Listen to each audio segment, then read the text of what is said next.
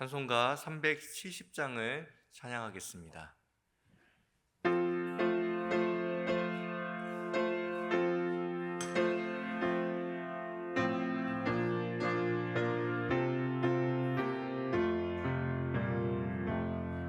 주 안에 있는 나에게 단 근심이 있으랴. 십자가 밑에 나아가 내 짐을 풀었네. 주님을 찬송하면서 할렐루야 할렐루야. 내 앞길 멀고 험해도 나 주님만 따라가리. 그 두려움이 변하여 내 기도 되었고, 전날의 한숨 변하여 내 노래 되었네. 주님을 찬송하면서 할렐루야 할렐루야. 내 앞길 멀고 험해도 나 주님만 따라가리. 내 주는 자비하셔서 늘 함께 계시고, 내 궁핍함을 아시고 늘 채워주시네. 주님을 찬송하면서 할렐루야 할렐루야. 내 앞길 멀고 험해도 나 주님만 따라가리.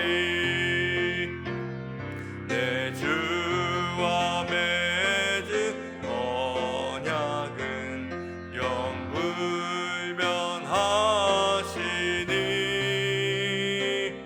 그 나라 가기까지는 늘 보호하시네.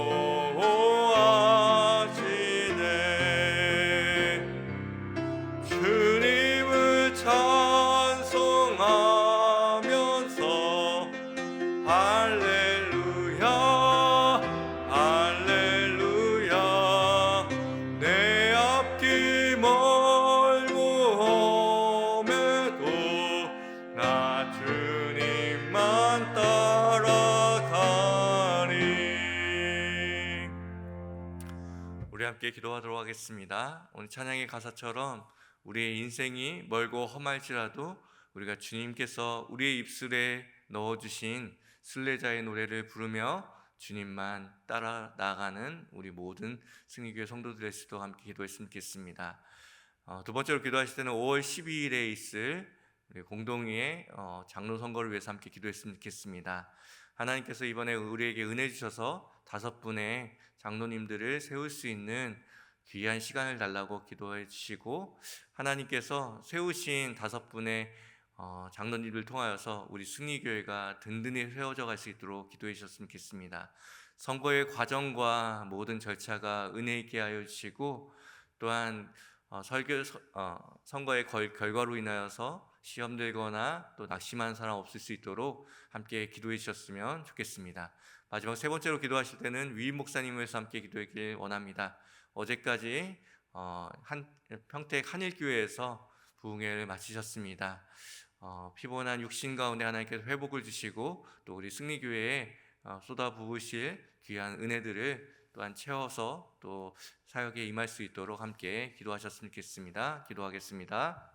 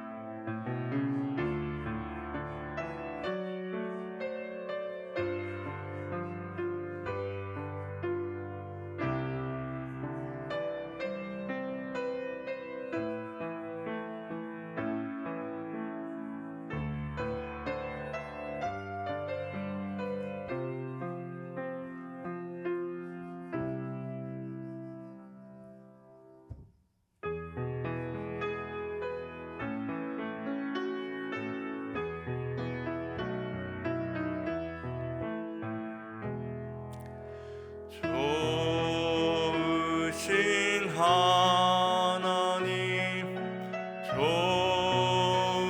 좋으신 하나님, 참 좋으신 나의 하나님,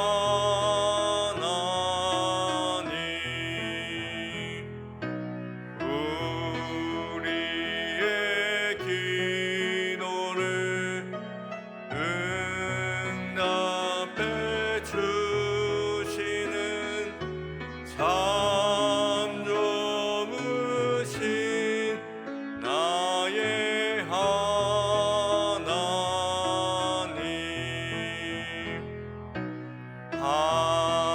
한없는 은혜를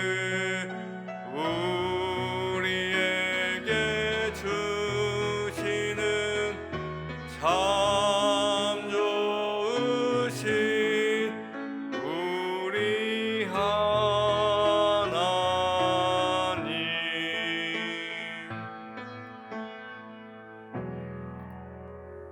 오늘 우리에게 주신 하나님의 말씀은 신명기 31장 14절부터 22절까지의 말씀입니다. 신명기 31장 14절부터 22절까지의 말씀입니다. 하나님의 말씀을 교독하여 읽겠습니다. 제가 먼저 14절 말씀을 읽겠습니다. 여호와께서 모세에게 이르시되 내가 죽을 기한이 가까웠으니 여호수아를 불러서 함께 회막으로 나아오라. 내가 그에게 명령을 내리리라. 모세와 여호수아가 나아가서 회막에 서니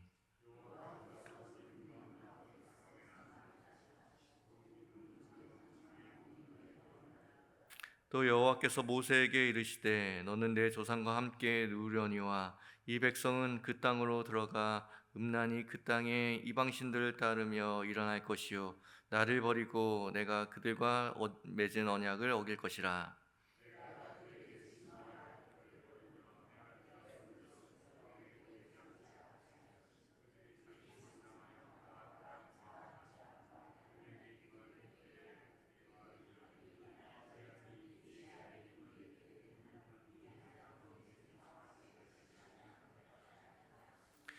또 그들이 돌이켜 다른 신들을 따르는 모든 악행으로 말미암아 내가 그때에 반드시 내 얼굴을 숨기리라.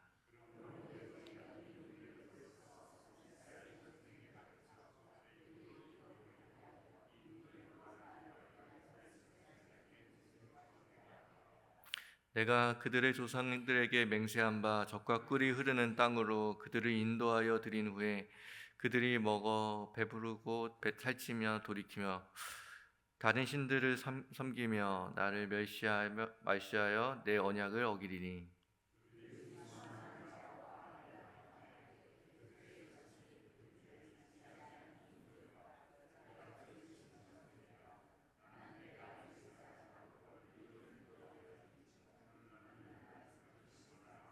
함께 읽겠습니다.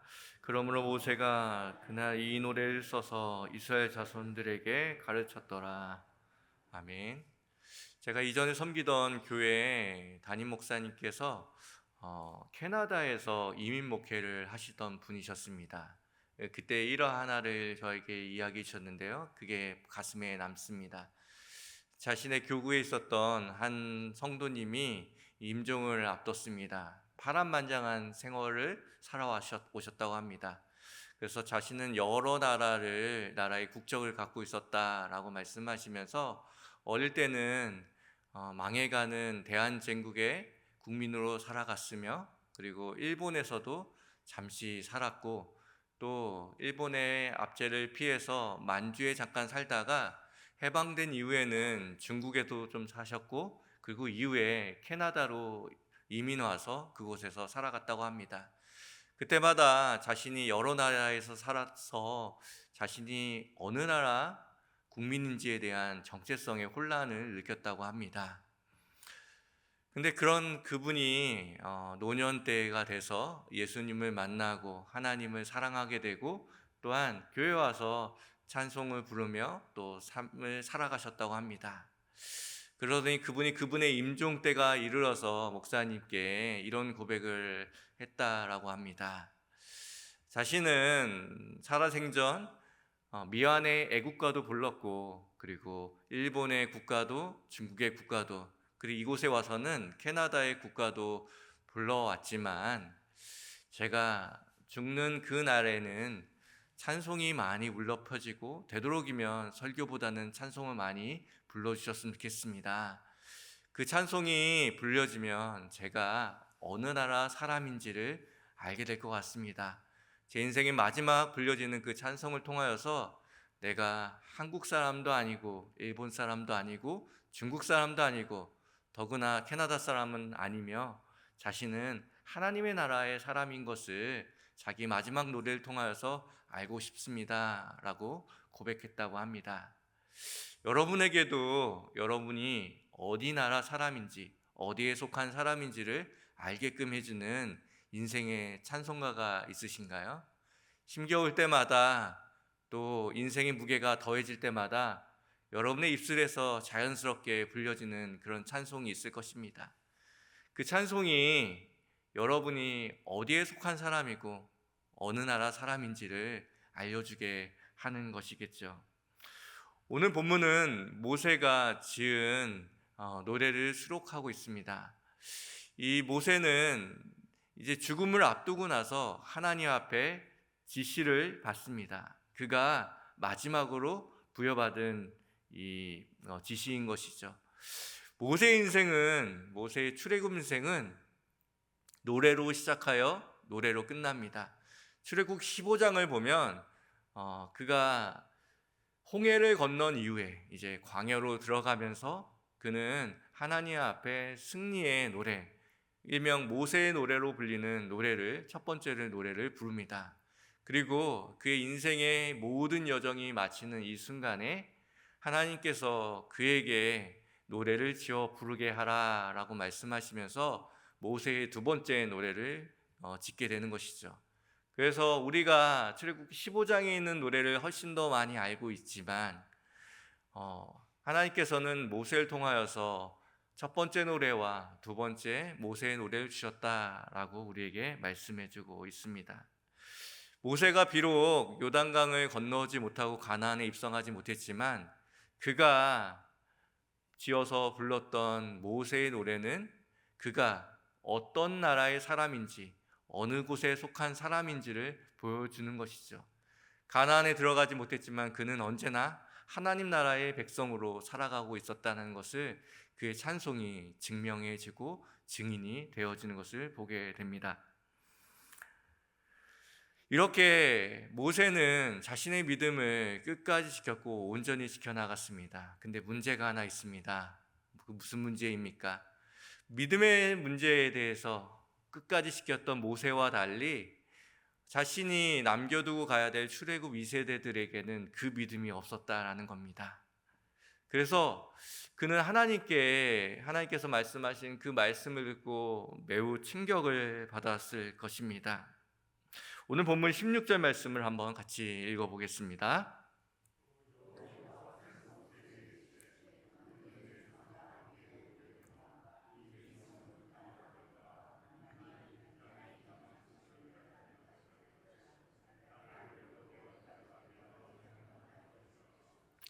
참 기가 막히지 않습니까? 모세가 신명기를 쓴 이유는 하나님을 따르고 하나님께서 우리에게 어떤 일을 행하셨고 그리고 우리가 누구인지를 끊임없이 가르치고 이야기했지만 결국 그들의 종국은 하나님을 버리고 배역하고 언약을 이제 어기겠다라고 말하는 것입니다. 지금까지 그것을 위해서 매진해왔고 많은 시간을 할애해서 신명기의 말씀을 그렇게 반복하여 이기는데도 불구하고 그들의 말로는 절망적인 운명이었습니다. 그런 운명을 듣고 참 기가 막혔겠죠. 하늘이 무너지는 것 같았을 겁니다. 그런데 그 마음을 하나님이 아시듯 이것이 끝이 아니다라고 말씀하시는 것이죠. 그들에게 노래를 지어서 부르게 하라라고 말씀하십니다. 19절 말씀 같이 읽겠습니다.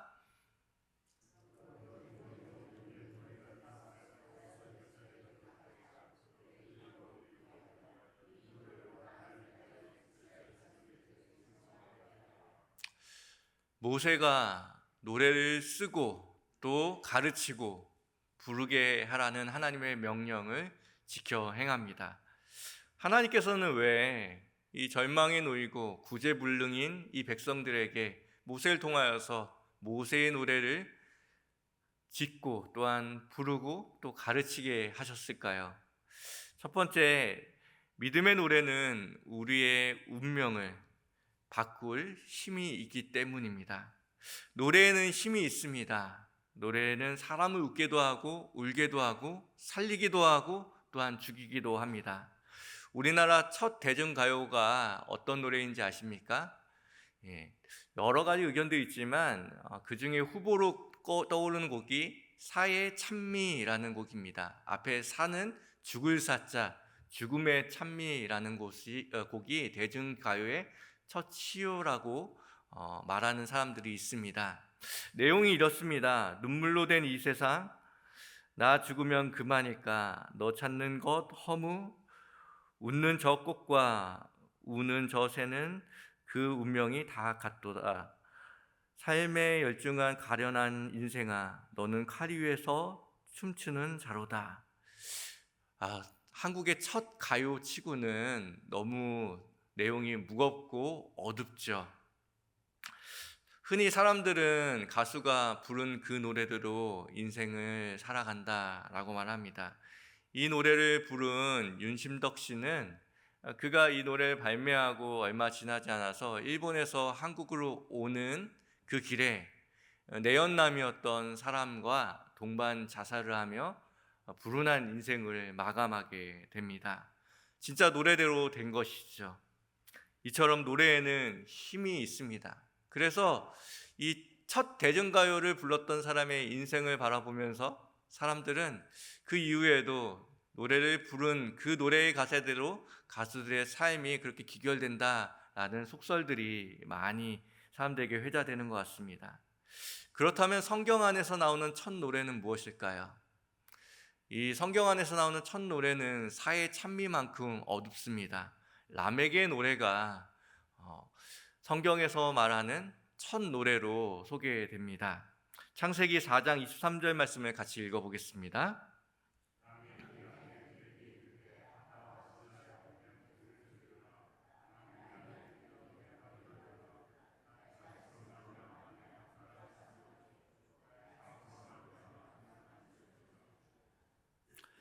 라멕의 노래는 라멕은 자신이 살인한 것을 부끄러워하지 않고 오히려 자랑하고, 그리고 복수심에 불타며, 그 다음에 교만하여서 자신의 노래라고 말하면서 이 노래를 칼의 노래라고 부를 만큼 날카로운 노래를, 비극적인 노래를 불러댑니다. 어디 가서 부끄러워서 할 수 없는 그 이야기를 자신의 노래다라고 하면서 라멕의 노래, 칼의 노래로 그 노래를 불러대는 것이죠.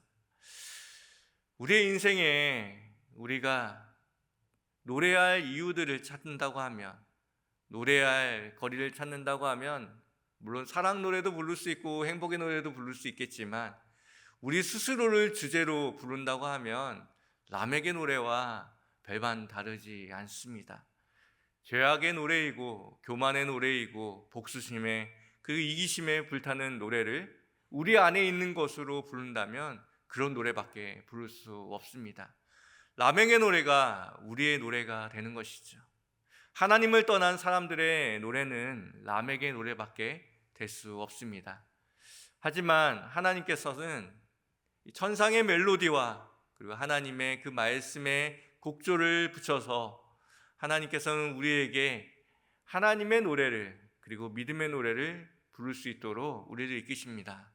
하나님께서는 이 성경을 통하여서 모세의 노래, 미레암의 노래, 그리고 또한 마리아의 찬가, 그리고 그리스도의 찬가, 시므온의 찬가, 수많은 노래들, 그리고 시편과 아가서의 수많은 노래를 통하여서 하나님이 어떠한 분이시고 우리가 어떠한 사람이고 또 세상은 어떠해야 하는지, 그리고 하나님의 사랑이 어떠한지 우리에게 가장 가까이서 그것을 기억하고 부르며 나아갈 수 있도록 우리의 인생을 바꿔내시는 것이죠. 오늘 모세도 하나님의 명령을 따라서 절망적인 이 이스라엘 백성들의 운명을 바꿔내 모세의 두 번째 노래를 짓고 또 가르치고 부르게 하시는 그 모습을 우리에게 보여줍니다. 본문 21절 말씀 같이 읽겠습니다.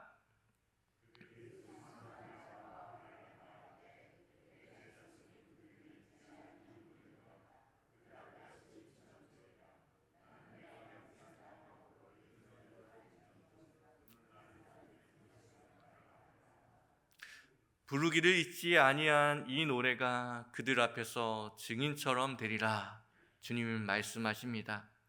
지금도 어린 아이들에게 매우 중요한 내용을 가르칠 때, 삶의 지혜를 가르칠 때 노래를 통하여서 가르칩니다. 언제나 쉽게 읊을 수 있고 위기의 순간에도 그것이 반드시 생각나고, 또한 그것이 머릿속에, 마음속에, 심령 속에 각인되기 때문인 것이죠. 여러분에게도 그렇게 각인되어진 찬송과 찬양이 있을 것입니다. 그것이 여러분의 위기의 순간에 아무것도 생각나지 않고 깜깜한 자신의 인생 가운데 불현듯 어디선가 들려오는 곡조처럼 우리의 입술에 고백되기 시작할 때 거기서부터 빛이 보이기 시작하는 것이죠. 31장 뒷부분에 이제 진짜 모세의 노래, 32장의 모세의 노래가 한 장에 걸쳐서 나옵니다. 이 모세의 노래를 천천히 집에 가서 한번 읽어보십시오. 그 노래에는 하나님의 백성을 향한 하나님의 역사, 은혜의 역사를 담고 있고, 또한 이스라엘 백성들의 불순종의 역사를, 그리고 그럼에도 불구하고 포기하지 않은 하나님의 사랑의 역사를 담고 있습니다. 이것을 이 출애굽 2세대가 가나안 땅에 가서 늘 읊조리며 부르며 하나님의 은혜의 역사, 우리의 불순종의 역사, 그리고 다시 회복하시는 하나님의 역사를 늘 기억하고 또한 부르고 노래했다는 것이죠. 노래에는 이토록 힘이 있습니다. 그렇기 때문에 어떤 나라든 독재 정권이 들어서는 나라에서는 금지곡을 정합니다. 노래 그 하찮은 것이 무엇이라고 생각하면서 그렇게 호락호락 노래를 부르도록 놔두는 독재자는 없습니다. 이와 같이 사단은 노래의 힘을 압니다. 우리가 관과하고 있는 찬양의 힘을 너무나도 잘 아는 것이죠. 그렇기에 우리 입술에 찬양이 불려지기보다는 오히려 우리 안에 있는 것, 우리가 주인 삼은 것들을 노래하라고 우리를 유혹하며 나아가게 됩니다. 두 번째로 믿음의 노래는 승리하는 힘이 있기 때문에 모세를 통해서 하나님은 우리에게 노래를 부르라 말씀하셨습니다. 오디세이아에 나오는 이 세이렌의 이야기를 여러분 아실 것입니다. 스타벅스 로고로도 유명하죠. 이 세이렌이라는 요정이 이 선원들에게 아름다운 노래를 불러서 유혹하여서 이 암초에 난파되게 하는 그런 요정으로 우리에게 소개되고 있습니다. 오디세우스가 자신이 그 노래가 얼마나 궁금했는지 자신을 이 돛대에다가 꽁꽁 묶고 자신의 선원들은 밀랍으로 귀를 다 막게 한 후에 그 세이렌의 바닷가를 가게 합니다. 그 노래를 듣고 나서 발버둥 치면서 오디세우스가 그 노래를 듣고 계속 세이렌을 따라서 노래를 따라서 가려고 하지만 그 같이 있었던 선원들의 귀에는 그 노래가 들리지 않고 그 오디세우스를 더 단단하게 묶어서 더 이상 가지 못하게 합니다. 사실 우리가 우리 인생 가운데 들려오는 욕망과 죄와 그리고 어두운 세이렌의 노래들이 얼마나 가득합니까?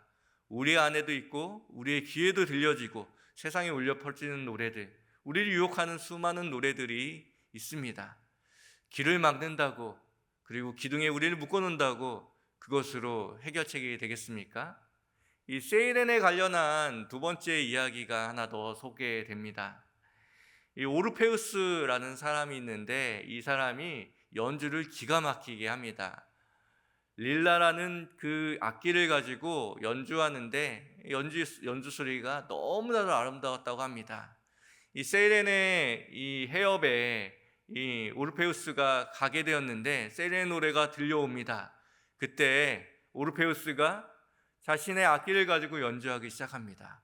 그 연주가 울려 퍼지자마자 그 세이렌의 노래를 부르면서 그 노래를 들으니 그 연주를 들으니 자신의 그 노래보다 훨씬 더 아름답고 힘이 있어 자신의 노래를 멈추기 시작했다라는 내용이 나옵니다. 그리스도인의 입에는 그리스도인의 삶에는 그 삶의 여정에는 순례자의 노래와 같은 아름다운 찬송의 고백, 모세의 노래와 같은 그 노래가 있어야 한다고 말합니다. 그 노래를 가진 자만이 하나님께서 그 마지막에 우리에게 그 노래를 통해서 승리케 해주신다라고 말씀하고 있는 것이죠. 여러분에게도 이 노래가 있습니까? 세상에 세이렌의 노래를 이길 만한 아름답고 능력 있는 이 노래가 있습니까? 우리 모두가 이 노래를 가지고 있다라고 주님은 말씀하십니다. 요한계시록 15장에 보면 모든 땅의 짐승과 이스라엘 백성처럼 그 땅에 편만했던 우상들을 마침내 이겨 승리한 백성들에 모여서 하나님 앞에서 검무고를 타며 노래를 부릅니다. 요한계시록 15장 2절에서 3절 말씀 같이 읽어보겠습니다.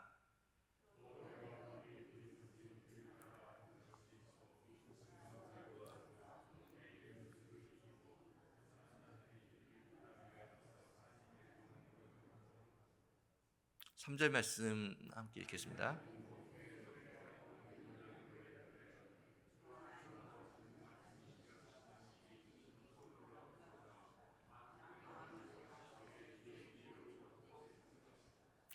바로 모세의 노래와 어린 양의 노래를 하나님께서 저 천국에서 그 마지막 날에 우리에게 가르쳤었던 그 노래로 모든 짐승들과 우상과 모든 것을 이겨내게 하겠다 말씀하십니다. 출애굽 2세대는 그 노래를 가지고 우상을 이겨내지 못했지만 우리 믿는 모든 사람들에게 삶의 고백처럼 있는 그 모세의 노래를 통하여서 하나님께서는 우리를 그 세상의 모든 노래를 압도하고 이겨낼 그 노래로 우리를 삼겠다라고 말씀하십니다. 장례식장에서 불려주는 노래를 들을 때마다 그 노래가 모세의 노래는 아닐까, 그리고 어린 양의 노래는 아닐까라는 생각들을 하게 됩니다. 여러분에게도 그 찬송이 있습니까? 그 모세의 노래가 있습니까? 주님은 우리에게 물어보십니다. 목사님, 찬송을 부르고 싶어도 입이 떨어지지 않습니다. 노래할 이유도 노래할 힘도 없습니다. 라고 고백하시는 분들도 계시겠죠. 스탠리 존스라는 사람이 순례자의 노래라는 책을 지었습니다. 여기에 나오는 한 대목의 이야기를 소개해주고 싶습니다. 한국에서 사역하는 한 선교사가 시장에서 무언가를 구입하고 노래를 불렀습니다. 참 행복에 겨운 노래였습니다. 한국의 군중들이 함께 모여서 그가 그 노래를 들었습니다. 그가 노래를 마치자 그들은 또 다른 노래를 불러달라고 그 선교사를 재촉했습니다.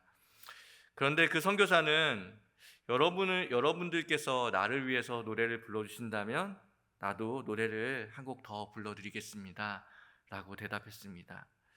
잠시 침묵이 흘렀습니다. 그리고 한 소녀가 이렇게 말했습니다. 하지만 선생님, 우리에게는 노래할 이유가 하나도 없답니다 라고 말을 했다고 합니다. 그 후에 그 책에는 이렇게 적혀 있습니다. 그것은 의미심장한 말이었다. 그대들은 노래할 이유가 있을 때만 노래할 수 있지만 나는 주님을 나의 노래할 이유로 삼는다. 나의 주제가는 예수 그리스도시다 라고 말했다고 합니다. 사랑하는 성도 여러분, 오늘도 주님을 노래할 이유로 삼는 사람들에게는 모세의 노래가 있는 것입니다. 힘겨운 세상이지만 세이렌과 같은 유혹의 노래가 우리의 귓가와 우리의 마음속에서 진동하고 있지만 주님께서는 다시 한번 말씀하십니다.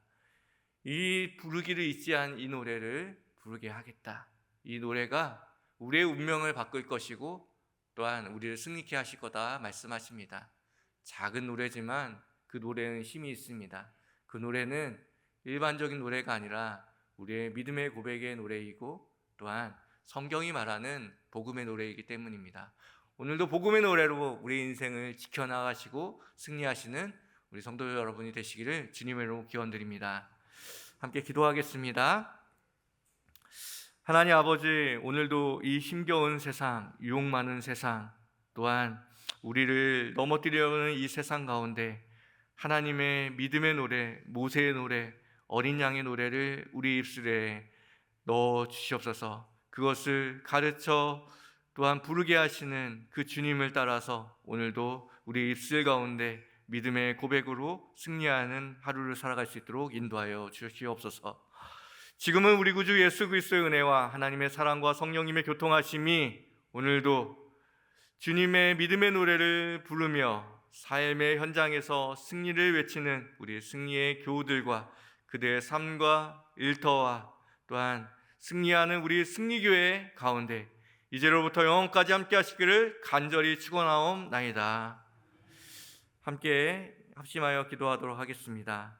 오늘도 세상의 유혹의 노래 속에서 믿음의 노래, 모세의 노래를 부르는 승리의 성도가 될 수 있도록 함께 기도하기 원합니다. 두 번째로는 이 새벽에 가져오신 개인의 기도 제목을 놓고 함께 기도하기 원합니다. 함께 기도하겠습니다.